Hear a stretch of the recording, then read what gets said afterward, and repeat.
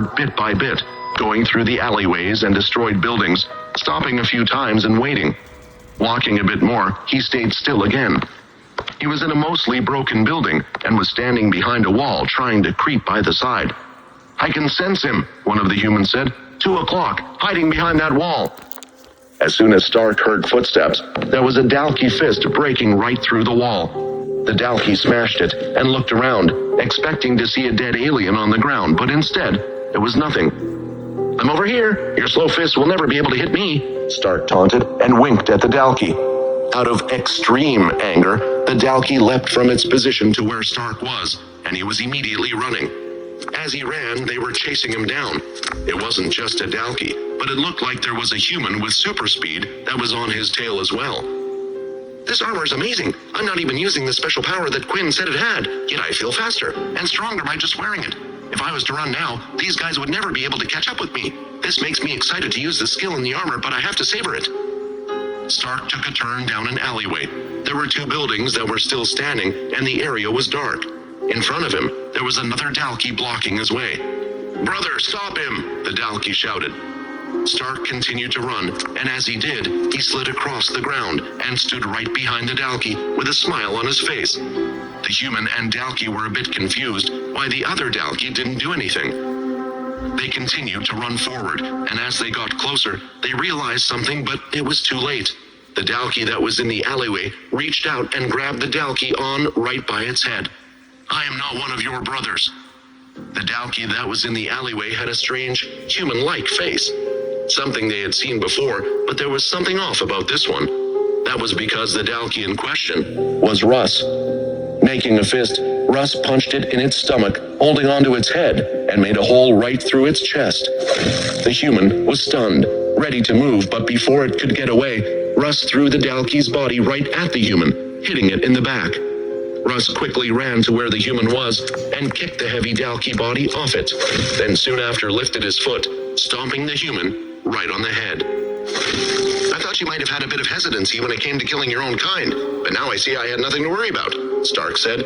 "These people would try to kill me even if I was human anyway, and it's not my first time," Russ answered as his body was reverting back to normal. "People seem to forget since I'm hanging out with that goody-goody Quinn, but I am not a good person." Stark could certainly see that Russ's words were true by being around him. Regardless, he thought the 2 of them made quite a good team. "Jack, do you think you have everything under control?" Jim asked through the intercom. "Or do you think you need a bit of support? As you know, it's most likely that their capital will be even harder to take, so we can do this one together." When Jim was asking this question, by the tone of his voice, one could tell he wasn't sincere. It was almost as if Jim was happy that Jack was struggling with all of this. "Please, it has only been a few hours since this whole operation has started," Jack answered. "Why would I send a whole army to crush a single ant? You just go do what you need to do, and then we will come and clean up what you can clean up." Jim didn't need to be asked twice, as the second large Marpo cruise started to move away and was heading for the Amra capital, the planet where Quinn and the tower resided. Up in the air, everyone could see it. They could see that the large Marpo cruise was moving away. Pickles. "Not yet," Layla thought in her head. "We need to wait until they have engaged with Geo and the others. Once we get the word, then it's time for us to move on to the second part of our plan." With the current stalemate continuing between the 2, around 3 hours later, they had finally gotten the word that the other Marpo cruise was now attacking. After that, Layla quickly arrived at one of the camps that had been made by the Dalki and humans. She stood on top of one of the buildings, and lifting her hand, rubble from all over the ground was lifted in the air. "Everyone, you have permission to use your powers, and it's time to clear all of the Dalki off this planet," Layla ordered, and the message was heard loud and clear by the others. The Amra didn't seem to have a wide use of technology like that of Earth or even the other alien races, but that wasn't because they never had the technology in the first place. This was mainly due to the setup that the previous leader, the Celestial, had maintained. The Celestial had made sure to stop advancements, to slow down the enjoyment that technological devices could bring, and the ease of life it would bring to the Amra. At least, slowing it down to the point where these things wouldn't be available outside of the tower. This way, the Amra would only have a few dreams, and the main dream of accomplishing what they wanted was by entering the tower. It was all to help with the condition of Athos, the Celestial.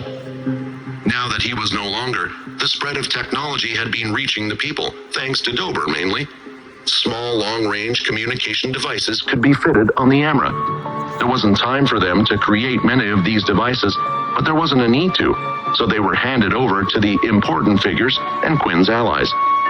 Just now, Geo had gotten news that the Marpo cruise was heading this way. The strongest Amra was left in the capital. The bulk of the forces were standing on the house rooftops, while a dedicated team, including Nock, was standing by the tower as well. They didn't want to draw too much attention to the tower in case the enemy would attempt to eliminate it. The enemy is coming, and we will show them how to fight our way, the way an Amra fights, Geo screamed at the top of his lungs. The large ship was approaching, and it could be seen through the sky.